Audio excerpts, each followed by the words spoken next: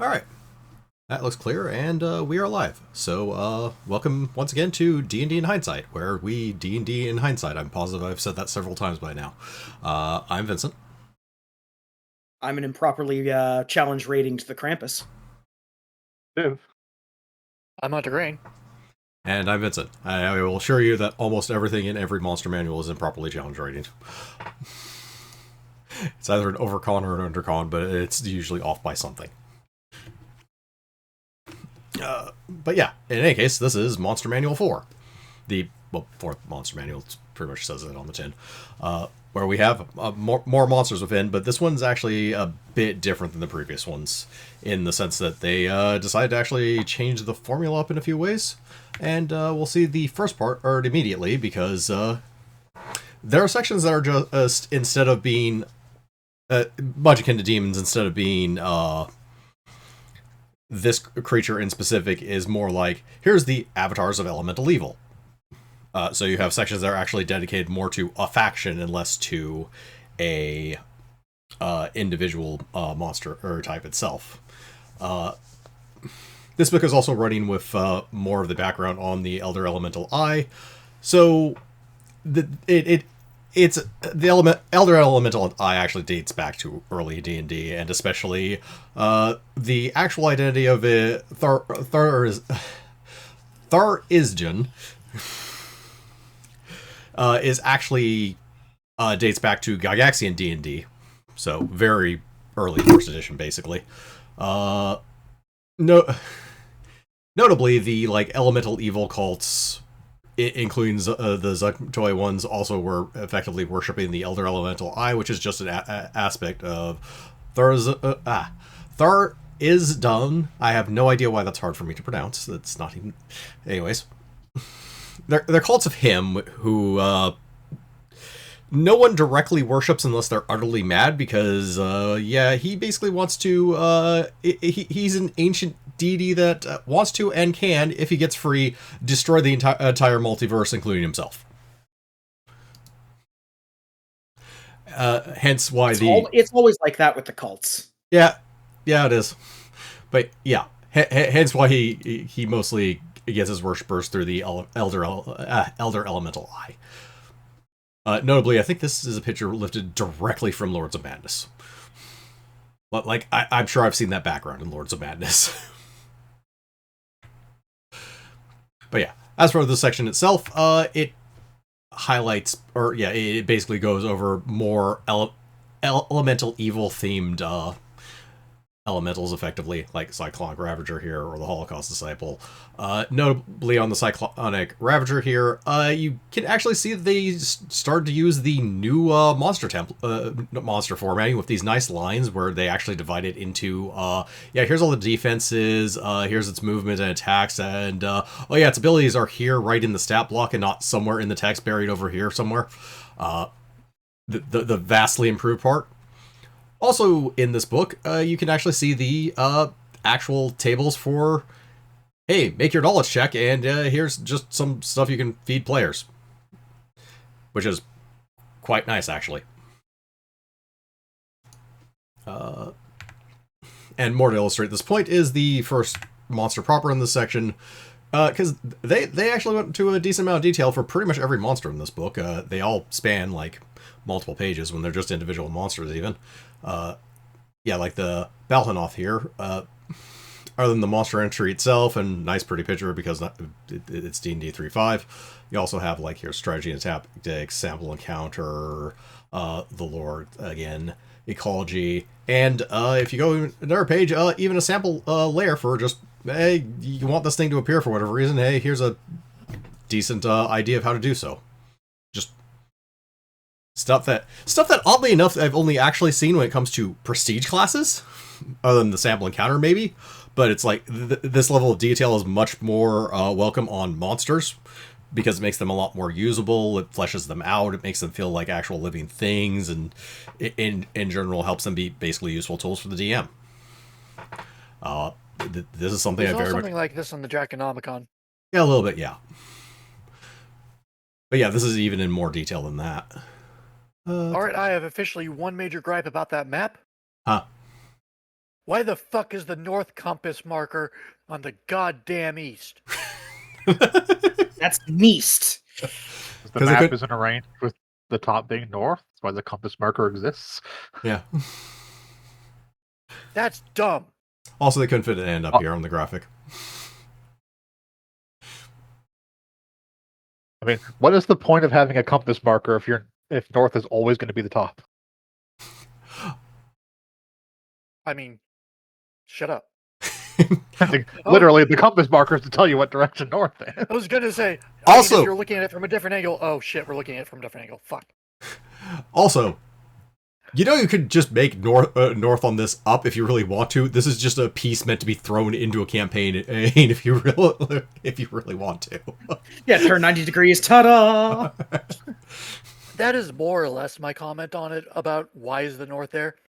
It's like, you did not need to give us a north marker on this map because it could be done any direction. It is very odd that they are specifically saying, no, this side's the north of it. What they really should have done is put the north actually on like the southwest corner. Just to be even more confusing. I was gonna say that would fuck with me even more. Also, like in Monster Manual 3, it has like, here's the stuff in Eberron, and here's the stuff in Faerun. But yeah. Other than that, let's go on to the monsters proper, because, yeah. Starting with this thing, Clockroach, which made it into my slides because it's named Clockroach, and you're... A fearsome clockroach. Yes. So, strangely enough, these are constructs that are basically just meant to clean up dungeons. Literally just spits acid. It's Clockwork Steed, which is strangely enough almost more one of the few entries that is almost more useful for player characters, in the sense that here's just like a purchasable upgraded mount effectively that you can also throw extra stuff onto as well, like buy it armor proficiency and improved battle readiness, and who cares about anything else.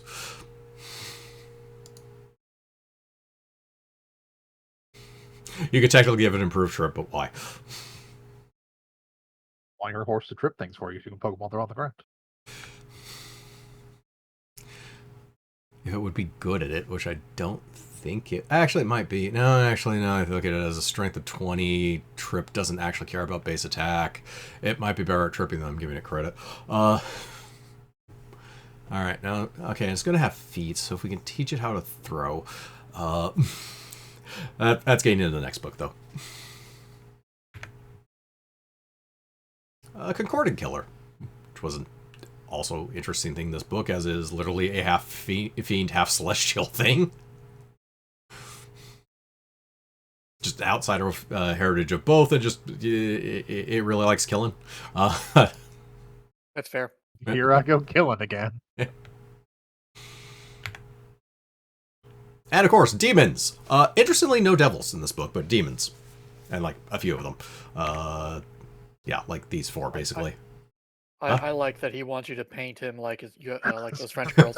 Yep. Very sultry.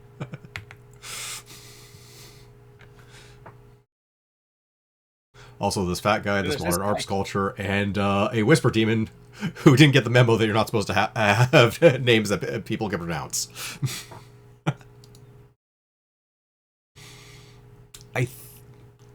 I honestly think you are like 3 seconds from being decapitated by the Doomslayer. Yeah.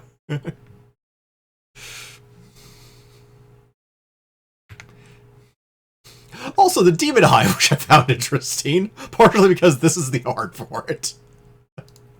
Oh, Yeah, so big old technically... demon bug queen.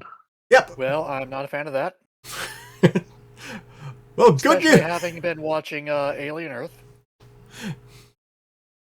Well, don't worry, since they're demons, normally you'd only find these in the Abyss, but they have branched out to the rest of the lower planes. On the bright side, the rest of the lower planes suck anyways, so... Yeah. They're still not as bad as anything else in the Grey Wastes of Hades. First and primarily, the Grey Wastes of Hades itself. Also in this book is, like, again, is a lot of sections that are like elf drow. We've seen these already, but they actually have, like, here's Loth Sting, which is actually a drow that already has, like, the ninja levels on it. Basically, race plus class combinations in order to actually build out more things for you to throw at them. So you actually have, like, here's a decent collection of various types of typical drow that you could have in combat or such. Which is also kind of useful, but also kind of got me to realize something that's kind of weird about 3.5 D&D in the sense that it is kind of PvP by proxy. Because this is not, like, terribly uncommon, even by how the monster classes are built. Everything is basically kind of built the same way, which also lends to... Yeah, you do kind of see an effectively classes kind of have to take into account they may be fighting each other because the NPCs will also have levels in those classes, which is not something you run into in future editions of D&D where the monsters are outright built different. But this is not really uncommon for RPGs of its time. A lot of it's more accurate to say gain away from that is a modern innovation on RPGs than it was an actual design choice of 3.5. Yeah, I was gonna say, D&D itself was based off of war games. It makes sense that the basic concept is PvP. Pick your race, pick your class, build your thing, fight. Yeah. Or rather that, even when gain away from it is just kind of an element that was left over, but it is actually one of the innovations of 4th edition and one of the more meritorious ones where they kind of, like, abandon that concept in favor of monsters that are purpose-built to be monsters, which are much easier tools for the DM to use. Also, Githyanki, built along the same concept. Welcome to the Githyanki Workshop. Most notably is Gish, which I think I've used this word several times but haven't actually explained it. Gish is basically a swordsman spellcaster. Usually it's a multi-class between a caster class and fighter, which is literally what this one is. It's a fighter evoker. It notably is, like, just an old word from old D&D, and specifically the specific builds of them were usually Githyanki, which is where the name Gish comes from in the first place.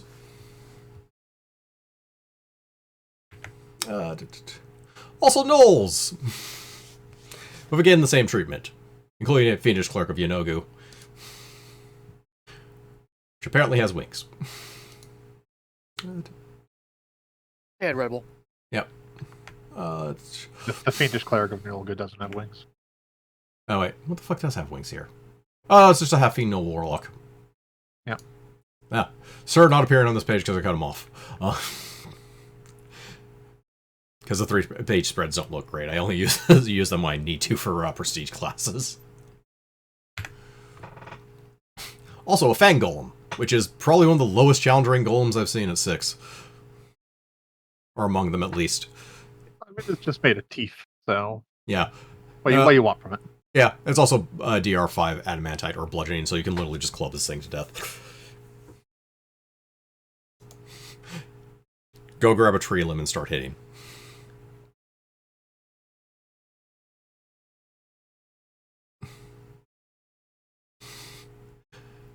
You'd think that would mention it in also the Knowledge Arcana check, that it's actually, like, vulnerable, I guess is the best way to put it, to bludgeoning, in the sense that it's just not resistant to it.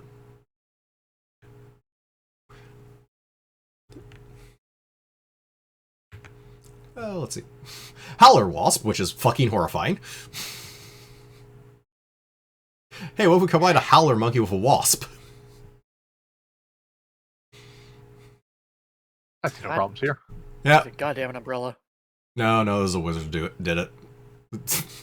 Unsurprisingly, this is a wizard did it. Damn it, Parasol.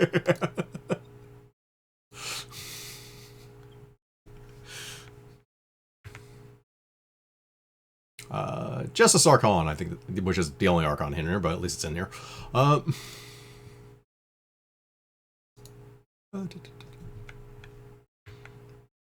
Lizard Folk. This section is not just Lizard Folk plus level, it's actually the Dark Talon tribe in specific, which has some fluff to it, including being led by their Mad King, Yarshag, which, here's Yarshag's stats. I don't think it was on. I don't think there was an actual picture of him, oddly enough. I'm going to double check that, but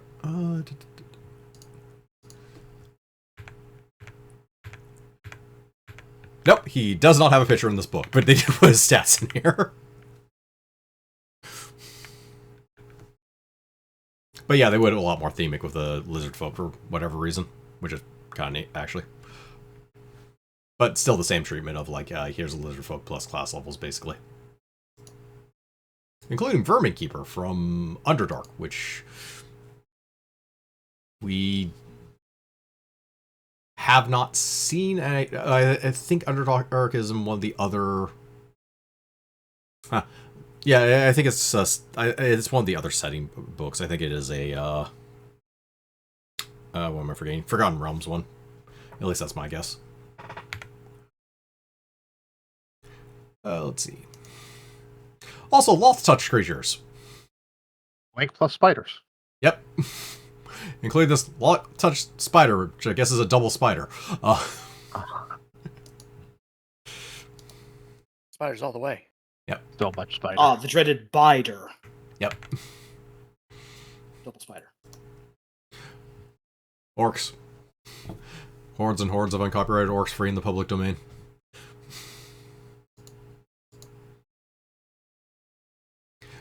Also, the laziest orc possible. Here's an orc barbarian.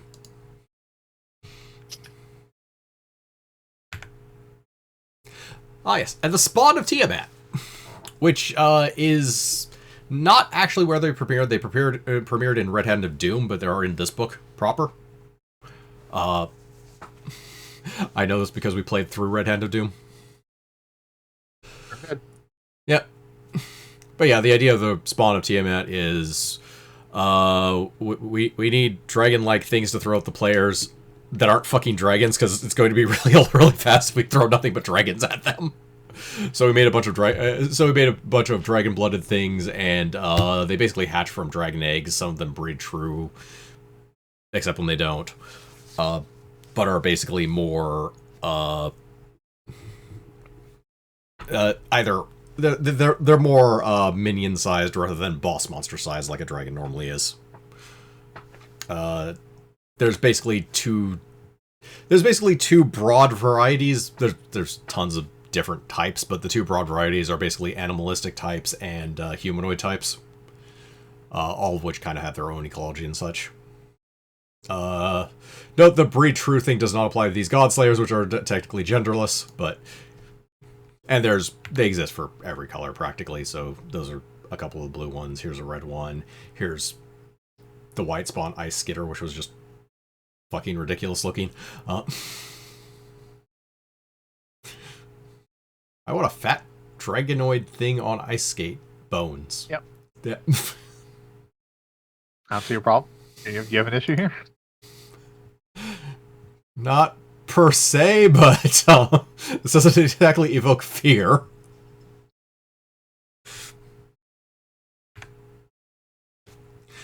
Let's see, Verdant Prince, which is partially here because it's actually be a player character, with some reverse engineering.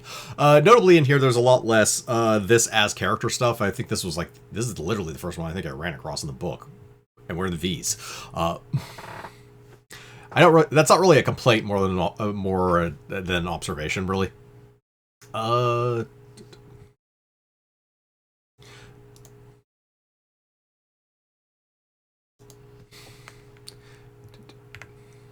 Also, these Windblade things, which actually are in here for basically the same reason, because they are technically playable as characters, except they actually gave you the blocks for them for once.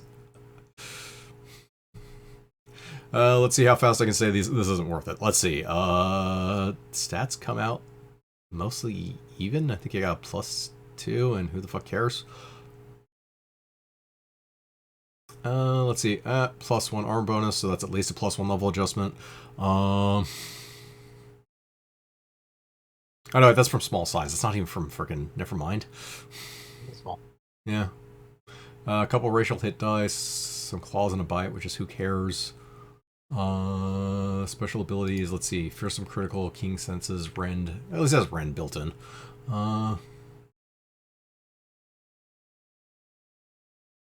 Will save or shaken thing. Who cares? For fearsome critical. Yeah, I'm not seeing the +2 level adjustment. That's not really a surprise. It flies, I guess. You fly. It flies. Its stats are, I guess, slightly above on average. Let's see. These +5 one. Where's your racial hit dice here? 8 racial hit dice. Okay, so this is like level 13 in the first place. Good strength on it. Good physical stats, honestly, on the win sides. Large creature, which is good and bad, honestly. Right. So 2 things you're almost never going to actually want to run as a player character outside the fact they look like that. Yeah. Why would I run one of those when I can be a whale? Exactly. Also more Yugoloths in here. Or Yugol... Was it? Yeah, okay. I think that Yugoloth specifically. But yeah, Corruptor of Fate. And the Assassin version, which is a Corruptor of Fate with 5 Assassin levels. I guess. Just because. Yeah. And in the back is also the sample layer, the Deep Hollows. I didn't pull this one out as an example. This is the entirety of the sample layer section. It is just the Deep Hollows. Still, nice to have, if nothing else. It's like, hey, do I need to insert a cavern system into my game? Sure, okay, I guess I can use this thing. I'm now doubly offended because it is obvious that this is viewed from the side, and yet there is no compass. Compass on this. How would that possibly help you?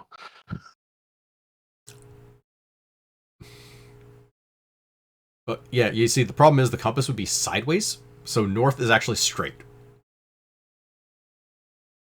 Oh, I didn't see that it was size like that. Yeah, this is a Okay, yeah, never mind. a depth map effectively, not a surface map where compass rose would be of any use to you. Yeah. There's still technically a north that could be on the map, but it depends. And also, no, this is really meant to just be inserted into your campaign wherever you pick north. It doesn't matter. The fact the previous one actually had a compass was more why even put it in the first place. Also, monster feats in here. All of these are reprints, but they're not necessarily. Some of them are from the Monster Manual, some are from the Draconomicon, some from other sources. The Githyanki stuff might be new, it might not. I don't honestly remember or care. But yeah, basically all the stuff you need to run the monsters in here. And monsters ranked by both challenge rating and list of monsters by effective character level. Is slightly different, I guess. But yeah. And beyond that, no, that's actually it. I mean, it's a monster manual. There's not terribly much to go over other than, here be monsters. Let's look at these pictures. Let's make fun of them. Yep. But it's nice that they kind of group stuff by typing in this one as opposed to just being a big old blob of every monster in the sun. Yeah. And there's a decent amount of stuff in here, and they're fairly usable, actually. They're in really good condition in comparison to like the previous 3 monster manuals. I actually do like this one quite a bit more. Like, it's definitely a lot better structured. Yeah. I can understand not doing that for the first monster manual because it would be like 700 fucking pages if they did this. Although the formatting, on the other hand, it's like the previous formatting on 3.5 monsters in the first monster manual is just atrocious, and the fact they kept it as long as they did is I'm very glad they actually came up with much better formatting for presenting monsters and making them more usable, but from a DM's perspective. It sounds like they had a lot of feedback and listened to it. Yeah. But yeah, that is this book. It's a monster manual, so no surprise. And yeah, there's not really much else to say on it other than, yeah, this book be good. Oh yeah, sorry, there's one other thing to say on that. This cover is actually Henry Hickenbooth cover.